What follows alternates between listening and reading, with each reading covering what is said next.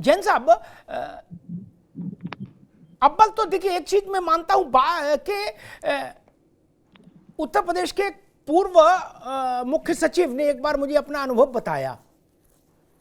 आप भी चूंकि भाई जो मुख्य सचिव वो उसी पुलिस के लिए, आप भी डीजीपी रहे तो सर्वोच्च अधिकारी थे। उन्होंने मुझसे कहा कि किसी इलाके में पूर्व में कई कलेक्टर थे, तो कोई प्रोफेसर आए मिलने, उनका कोई काम था, तो उन्होंने बाबू को बुला के कहा कि भाई इनका काम करवा दो। वो 2-3 बार बाबू से कहा, बाबू टाल मटोल करता रहा। फिर उन्होंने सख्ती की तो बाबू उनका इसमें ये कमी है, ये कमी है, इसमें तो जांच हो जाएगी, आरटीआई लग जाएगी, दिस और मामला गड़बड़ हो गया, छोड़ गया। जब वो कलेक्टर साहब का ट्रांसफर हो गया तो बाबू ने प्रोफेसर को बुलवाया, बोले भाई आपको काम कराना था तो मेरे पास आना चाहिए था। कैंटीन में ले गया, बात हो गई, वो काम हो गया। वो बताएं कि हमको प्रोफेसर साहब ने फोन किया, तब तक ये दूसरी जगह चले गए थे। बोले साहब ऐसे काम हो गया। तो मसला ये नहीं कि डीजीपी क्या चाह रहे, मुख्यमंत्री क्या चाह रहे। जैन साहब, सिस्टम तो बहुत नीचे तक जाता है ना, और पानी के लिए टोंटी खोलने की जरूरत नहीं, कहीं छेद कर दीजिए पानी निकल जाएगा। जैन साहब, नहीं आप ठीक कह रहे हैं, मैं आपकी बात से सहमत हूं। हालांकि हम लोग एक फर्क कैटेगरी के ऑफिसर रहे और जो कहा उसको कराया भी, अधीनस्थों से कराया भी उसको, और इतनी किसी में हिम्मत नहीं थी कि कोई उसको भटका सके, कुछ कर सके। अब यह है कि बात सही है आपका कहना कि ऐसा होता है सिस्टम में, और एक करप्शन इतना डीप रूटेड हो चुका है कि हर आदमी अपेक्षा रखता है कि अगर कोई काम किसी का किया जा रहा है तो उससे वो टैक्स जरूर वसूला जाना चाहिए। ये बड़ा दुर्भाग्यपूर्ण है, इससे बड़ी इमेज खराब होती है, और ब्यूरोक्रेसी और पुलिस, इसीलिए लोग कहते हैं कि इनसे डिस्टेंस बना के रखना चाहिए। ये दुर्भाग्यपूर्ण है, इससे एक खाई पैदा होती है एक कॉमन सिटीजन और नौकरशाही के बीच में, जो कि नहीं होनी चाहिए। एक वेल विशर के रूप में देखा जाना चाहिए। अब जो भी है ये दुर्भाग्यपूर्ण स्थिति है और इसमें बदलाव आना चाहिए, और मेरे ख्याल से प्रेजेंट गवर्नमेंट में आ रहा है। जी बिल्कुल ठीक है। सभाजीत राय साहब भी हमारे साथ जुड़ गए हैं। राय साहब, बहुत स्वागत है आपका। राय साहब, आपको क्या लगता है कि अतीक का मसला केवल गोली बंदूक का नहीं, नोट का भी है। हजारों करोड़ का कारोबार है और सैकड़ों लोगों के यहां पैसा लगा है, वो एक अलग की पूरी दुनिया है देश भर में। और कुछ लोग तो कहते हैं नेपाल और बांग्लादेश कहां कहां पैसा लगा है, भगवान जाने, दुबई उबई। क्या अब उसकी लड़ाई मची हुई है गुड्डू, मुस्लिम और शाइस्ता और बाकी जो चेले चिंटू हैं, क्योंकि वो अनाथ तो नहीं छोड़ी जा सकती लक्ष्मी।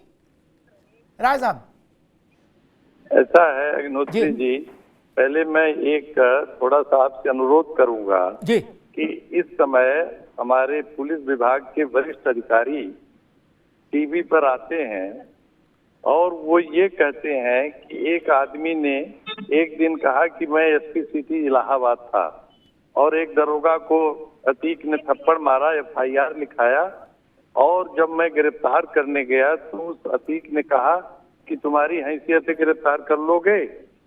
ऊपर से फोन आ गया, मैं छोड़ के चला आया। मेरा सर सबमिशन बहुत न्यायपूर्ण सबमिशन है। उस पुलिस अधिकारी को, अब तो रिटायर्ड हो चुके हैं, उनको बताना चाहिए ना कि किसका फोन था। जब आप उसकी सिक्रेसी को रखे हो किसका फोन था, तो इस कहानी को गढ़ने की क्या जरूरत थी कि आया था तो गया था तो मैंने ये किया तो मैंने वो किया। कुछ लोग आकर के कानून की परिभाषा, ये रेगुलेशन में कहा गया है, आईपीसी में कहा गया, ये तो दुनिया जानती है।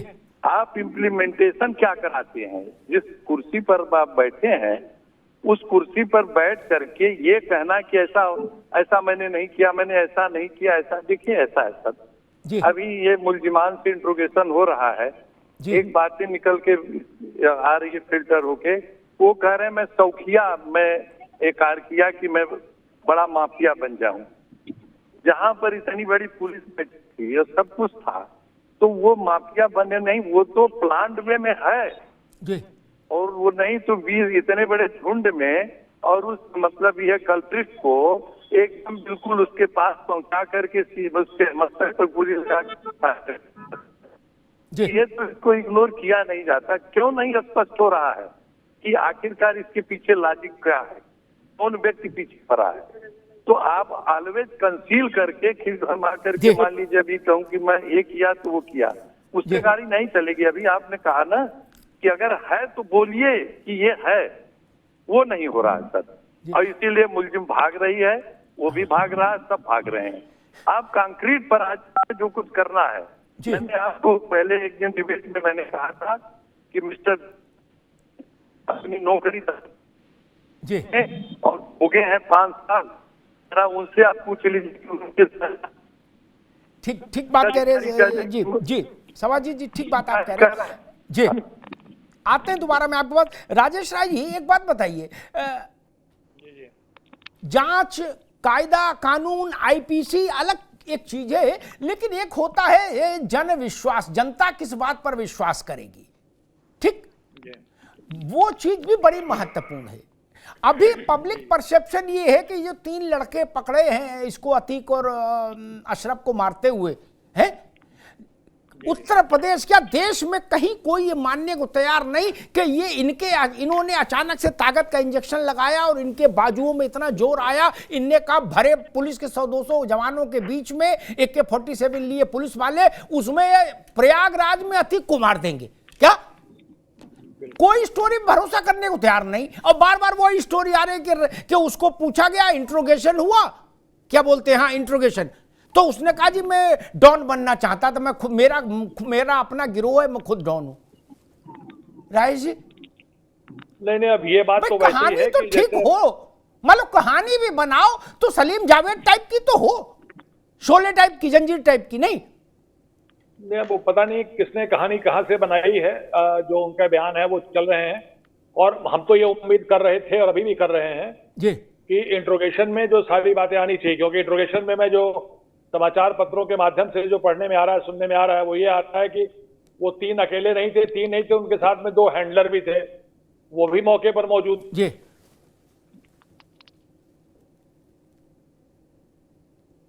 रही होगी, उनको पता कर रही होगी, उनको भी गिरफ्तार किया होगा। 2 हैंडलर्स जो थे,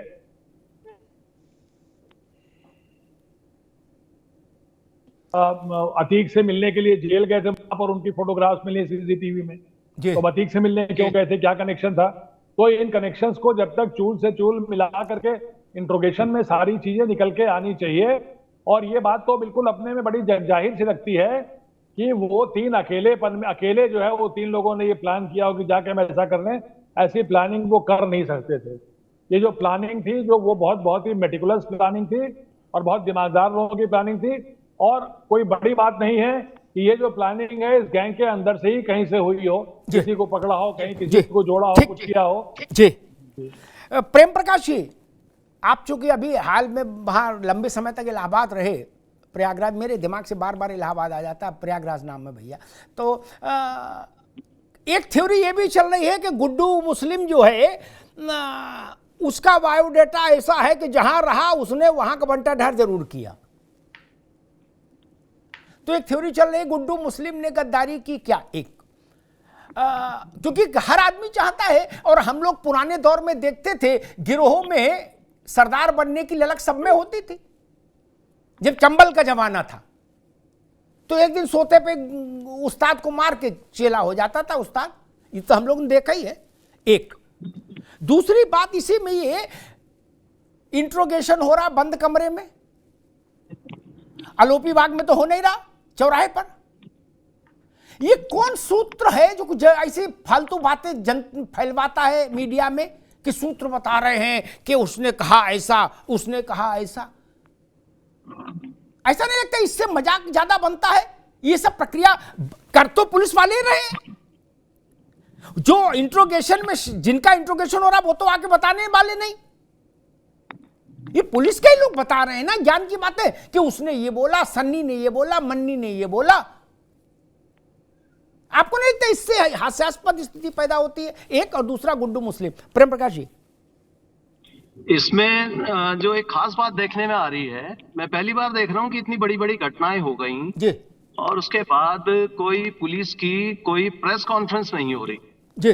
ये एक बड़ा एक संदेह भी उत्पन्न करती है और साथ ही इन चीजों को एक रूम देती है, जो आप बता रहे हैं कि जगह जगह से जो चंडू खाने की खबरें हैं वो लीक होती हैं, कहीं वो इधर उधर से बताई जाती हैं और वो ऑथेंटिक हो नहीं सकती। तो इसमें होना ये चाहिए, क्योंकि इंपॉर्टेंट केसेस हैं, इसमें कई हत्याएं हुई हैं, साथ ही पुलिस के एनकाउंटर हुए हैं। तो अभी मैंने देखा कि स्पेशल डीजी एलओ के द्वारा एक इसमें प्रेस कॉन्फ्रेंस की गई थी, जिसमें एसटीएफ चीफ भी थे जी। उसके अतिरिक्त कहीं जो प्रेस कॉन्फ्रेंस जो बिल्कुल पूरा घटनाक्रम के बारे में बताया, जो अभी तक एविडेंसेस सामने आ रहे हैं, जनता के सहयोग की अपेक्षा करें, ये नहीं हो पाई है। तो इसके लिए जरूर यहाँ पर कुछ ना कुछ ऊपर से निर्देश होने चाहिए कि इसमें किसी भी स्तर के जो अधिकारी हैं, वरिष्ठ अधिकारी, कोई इसका खुलासा करें, इन्वेस्टिगेशन में क्या प्रगति हो रही है। मैं ये नहीं कहूंगा कि कुछ चीजें जो जिससे कुछ एक्यूज्ड को लाभ हो सकता है वो चीज बताई जाए, लेकिन फिर भी जनता की इसमें दिलचस्पी है, जिस तरीके से मीडिया की इसमें इंटरेस्ट बना हुआ है, लगातार पैनल्स बैठ रहे हैं, लगातार इसमें लाइव डिस्कशंस हो रहे हैं, तो इसमें जरूर कुछ ना कुछ वस्तु स्थिति बतानी चाहिए। उससे अपने आप ही ये बाकी चीजों का पटाक्षेप हो जाएगा। जी। अच्छा, एक दूसरा मेरा सवाल था, गुड्डू मुस्लिम, क्या गिरोह की कमान गुड्डू मुस्लिम के हाथ में आ गई? क्योंकि उसके पुराने जो कुछ अपराधी साथी हैं बाहुबली उत्तर प्रदेश के, उन्होंने कहा कि नहीं, गुड्डू मुस्लिम का इतिहास ऐसा ही है, फलनवे के साथ रहा तब भी उसको मरवा दिया, फलनवे के साथ रहा उसको भी मरवा दिया। प्रेम प्रकाश जी, गुड्डू मुस्लिम ये गुड्डू बमबाज के नाम से विख्यात है जी, एक कुख्यात अपराधी रहा है और इसके संबंध विभिन्न गिरोहों से भी रहे हैं। समय समय पर ये अपना गैंग चेंज करता रहता है और ये बिल्कुल भी ट्रस्टवर्दी नहीं है। ये भी हो सकता है कि मुखबरी का काम कर रहा हो, जैसा कि लोग आरोप लगा रहे हैं कि इसी के द्वारा ये बाकी काम जो इनकाउंटर्स और इसमें सब में पुलिस की मदद की गई हो। तो ये भी संभव है कि परोक्ष रूप से या कहीं से भी किसी के थ्रू इसने ये मुखबिरी कराई हो। और इसमें आपका ये कहना बिल्कुल वाजिब है, क्योंकि अब अतीक तो खत्म हो गया, अशरफ भी खत्म हो गया, तो ये सबसे ज्यादा पोटेंशियल कैंडिडेट है जो गैंग लीडर बन सकता है। और यहाँ माफियाओं में आपने देखा होगा, एक के बाद एक माफिया कोई ना कोई आता है। चांद बाबा मरा तो अतीक पैदा हुआ, अतीक ने अशरफ को आगे किया, इसी तरीके से ये क्रम चल रहा है। तो हो सकता है कि अगला जो माफिया है वो गुड्डू बमबाज है, ये हो जाए। जी ठीक। जैन साहब, हजारों हजार करोड़ का मसला है और जानकार लोग बताते हैं कि गुड्डू मुस्लिम या बमबाज कुछ भी बोलिए, उसका ट्रेजरर भी था। अतीक के बिहाफ पर गुड्डू ही मैसेजिंग करता था या गया और अतीक से बात करा दी टेलीफोन पर। तो स्वाभाविक है सबसे ज्यादा जानकारी भी उसी को होगी, किधर माल है, किसका माल है, कितना माल है। जो प्रेम प्रकाश जी कह रहे हैं कि चांद बाबा मरा तो अतीक पैदा हुआ और अतीक मरा तो, जैन साहब मेरा ये मानना है कि जो हालात इस समय प्रदेश के हैं जी, और जिस तरह की कार्य प्रणाली चल रही है, गुड्डू मुस्लिम सक्सीड करेगा अतीक को, इसकी संभावना मुझे बहुत कम लगती है। लीड शाइस्ता ही करेगी, या जो उमर और अली दो लड़के हैं जो कि नैनी जेल और लखनऊ जेल में है, कभी अगर वो जेल के बाहर निकल के आते हैं तो वो गैंग की कमान संभाल सकते हैं। गैंग की कमान संभालने का बहुत से दावेदार हैं। मैं नहीं समझता कि गुड्डू मुस्लिम इसमें सफल हो पाएगा, क्योंकि ये अब बहुत लंबे समय अब जेल में रहने जा रहा है और इतना मीडिया ग्लेयर में आ चुका है कि ये कोई एक्टिविटीज अपनी अंदर से कर नहीं पाएगा। या तो ये भी मौत के घाट उतारा जाएगा और अन्यथा ये बहुत लंबे समय तक, मैं समझता हूं कि अब ये अंदर ही रहेगा इस जघन्य हत्याकांड के बाद, और इसको बेल नहीं मिलने वाली है। तो ये तो जो व्यक्ति बाहर आएगा या बाहर रह सकेगा वही साइलेंटली ऑपरेट कर सकेगा, और इसके लिए मैं समझता हूं Shaista Parveen is the most suitable candidate. वही, उसको सारी जानकारियां भी हैं, राजदार भी होगी अतीक की। जो बाकी परिवारीजन हैं, छोटे भाई हैं, साले हैं और साड़ू हैं, कितनों के नाम आते चले जा रहे हैं। पूरा क्राइम सिंडिकेट है, पूरा परिवार ही इसी में लिप्त था। पूरा फैमिली सिंडिकेट है पूरा का पूरा। ये तो सिसली में, इटली में भी इस टाइप के सिंडिकेट नहीं होंगे जिस प्रकार का अतीक अहमद और अशरफ ने पूरा खड़ा कर दिया। तो मुझे इसकी संभावना कम लगती है कि हाँ, ये बात हो सकती है कि गुड्डू मुस्लिम मुखबिरी कर सकता है, गैंग के खिलाफ कुछ कर सकता है जिससे कि उसकी जान बची रहे, पर यह है कि ये लीड करेगा, इसकी मुझे संभावना बहुत कम लग रही है।